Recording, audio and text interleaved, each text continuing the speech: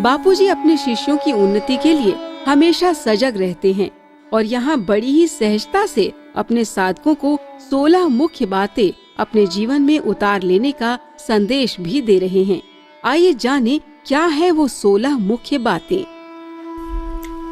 16 बातों का ज्ञान साधक के जीवन में होगा तो वो उन्नत रहेगा,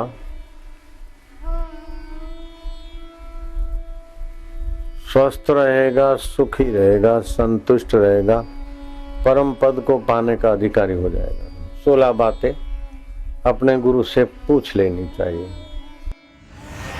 पहला, असल में धर्म है क्या? जो सारे ब्रह्मांडों को धारण कर रहा है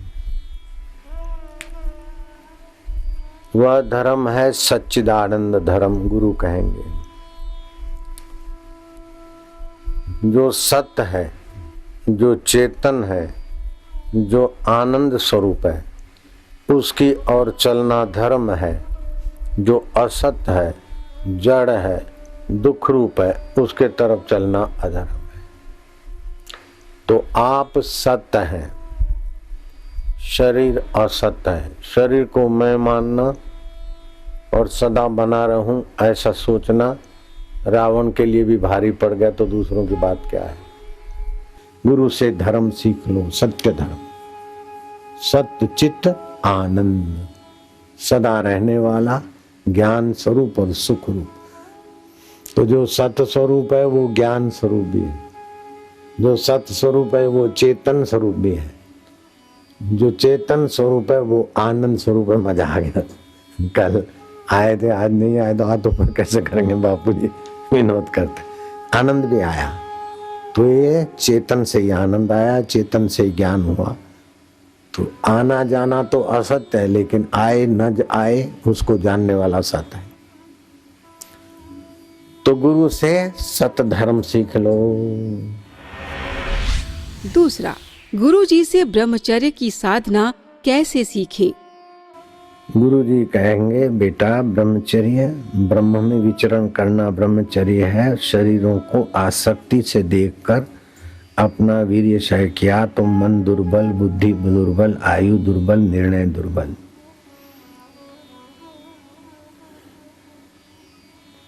संकल्प कर, दृढ़ निश्चय कर, ओम आर्यमाय नमः जप कर, जिससे तेरा ब्रह्मचर्य मजबूत हो।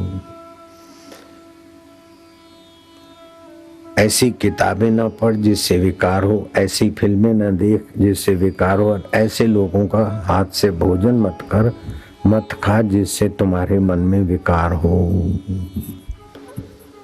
एक महात्मा के आगे उनका शिष्य फुट फुट के रोने लगा। रोज ध्यान होता था, बाबा जी आज तो ध्यान तो क्या हो, एक लाल साड़ी पहनी हुई सुंदरी सुंदरी दिखाई दे, मेरा तो सब लुट गया। बोले तो देख, कोई फिल्म तो नहीं देखी थी? बोले नहीं बाबा।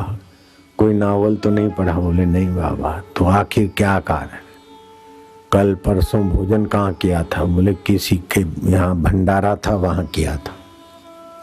आप जांच करो कि भंडारा किसके तरफ से। जांच किया कि भंडारा एक ऐसे व्यक्ति की तरफ से था जिसने अपनी लाल साड़ी पहनी हुई सुंदर कन्या को बेचकर पैसे कमाए थे। पाप न लगे इसलिए हरिद्वार में उन पैसों का कुछ हिस्सा भंडारे में लगा दिया। तो अशुद्ध धन से अशुद्ध अन्न और अशुद्ध मन बना।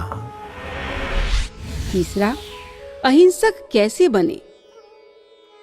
मन से किसी को दुख ना हो ऐसे वचन बोले।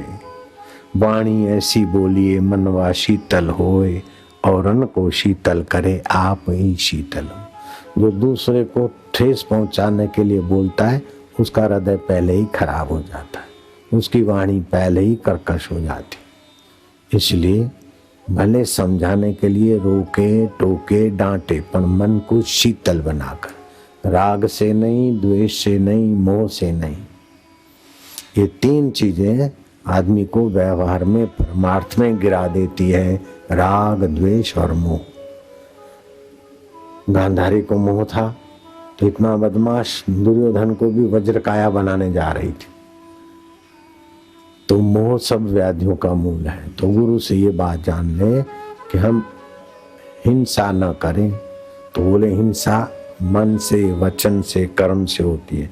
शरीर से किसी को मारे काटे दुख ना दे, वाणी से किसी को चुभने वाले वचन ना कहे।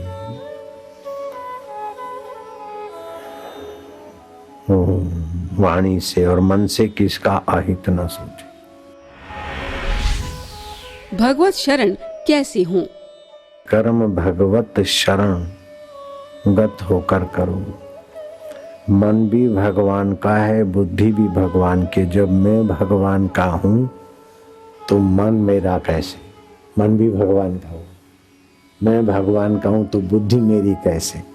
मेरा निर्णय नहीं, भगवान की शरण।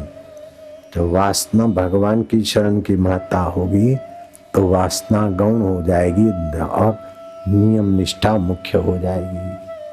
अगर वासना मुख्य है तो आप भगवान की शरण नहीं है, आप वासना की शरण है। कैवल्य वस्तु क्या है? जो सब कुछ आके जाता है, चला जाता, फिर भी जो रहता है वो कैवल्य तत्व है। आज तक जो तुम्हारे पास रहा है वो कैवल्य है और कुछ नहीं रहा। सब स्वप्न की नहीं बीत रहा। उसको जानने वाला जहाँ से मैं फूरता है वो आत्मा परमात्मा ही कैवल्य तत्व। जिसको तुम छोड़ नहीं सकते वो कैवल्य तत्व है, और जिसको तुम रख नहीं सकते वो मिथ्या माया का पसारा है। गुरु जी ज्ञान देंगे और उस पर टिक जाओ। एकांत में कैसे रहें? भजन में आसक्ति होने पर, गुरु के वचनों में दृढ़ता होने पर और अपना दृढ़ संकल्प और दृढ़ सूझबूझ करने से एकांत में आप रह सकोगे। आरंभ में भले न रह सको, लेकिन एक दिन करके मौन मंदिर में बाहर से ताला लग जाता है। शुरू में लगता है कि अरे फंस गए, लेकिन 1-2 दिन बीतता है तो 7 दिन कैसे बीत गए पता नहीं चलता है। वक्त मिले तो 15 दिन क्या 15 महीने पड़े रहे। इतना सुख प्रकट होता है एकांत। एकांत का जो आनंद है, एकांत में जो भजन का माधुर्य है, एकांत में जो आपकी सोई हुई शक्तियां और ब्रह्म सुख ब्रह्मानंद प्रकट होता है। मैंने 40 दिन मौन एकांत का फायदा उठाया और जो खजाने खुले वो 40 साल बांटते बांटते एक रत्ती भर खूटता नहीं, ऐसा मिला मेरे को। एकांतवास की बड़ी भारी महिमा है। अनासक्त कैसे रहें? गुरु जी बताएंगे बेटा, संसार की सत्यता और वासना को विवेक से, वैराग्य से, विवेक और वैराग्य में जगे हुए महापुरुषों के संग से वासनाओं को काटते जाओ। उनके संग से वचन सुनोगे तो फिर उतना आकर्षण और उतना परिग्रह नहीं रहेगा जितना पहले था। बिल्कुल पक्की बात। हर हाल में सदा संतुष्ट कैसे रहें? हम हर हाल में सदा संतुष्ट सततम योगी श्री कृष्ण ने कहा।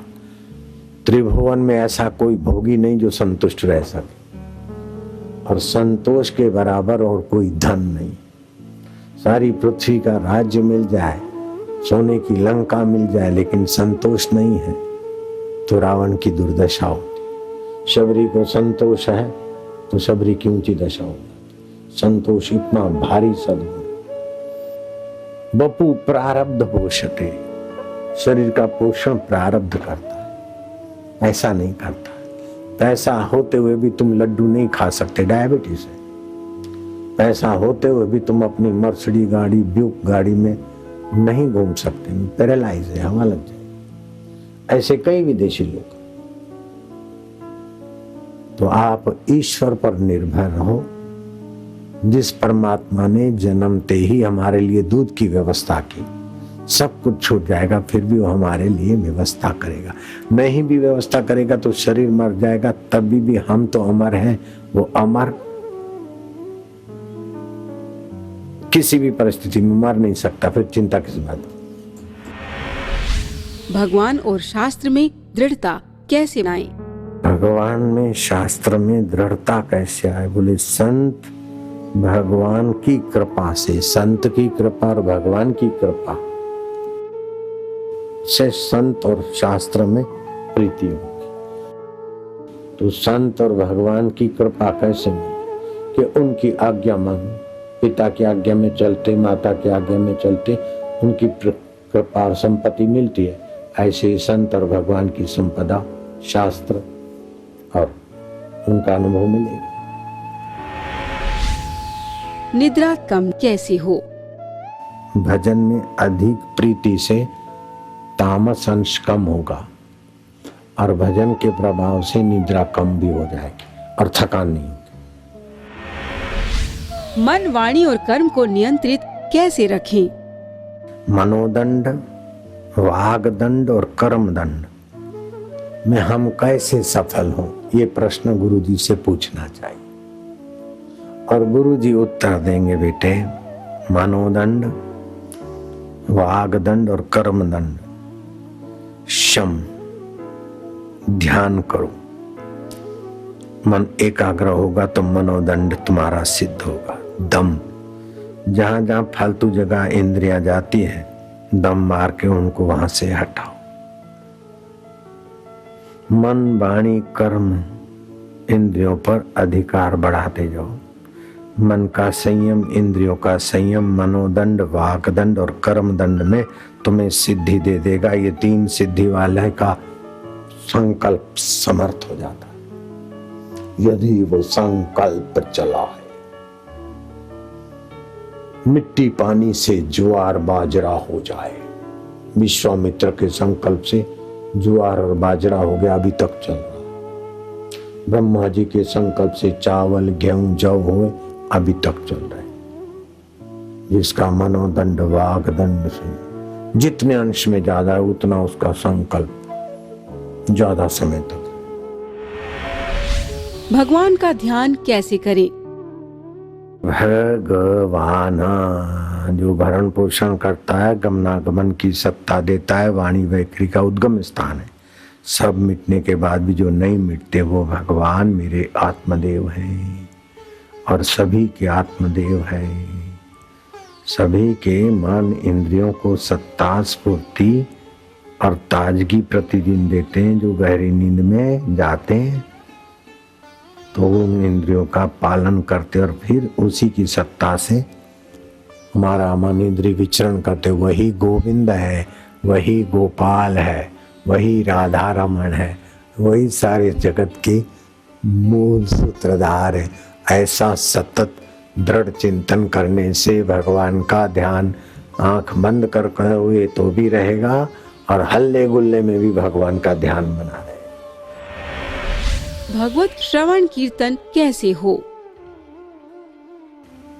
गुरु जी बताएंगे कि भगवत जनों का संग और उनमें प्रेम होने से, जो भगवत जन महापुरुष है उनके शरण में जाने से, उनके प्रति अहोभाव होने से, वो जब कीर्तन कराएंगे उनके प्रति अहोभाव होगा तो कीर्तन में रस शुरू हो जाएगा। उनके प्रति सद्भाव होगा तो उनकी वाणी में श्रवण अपने आप होगा।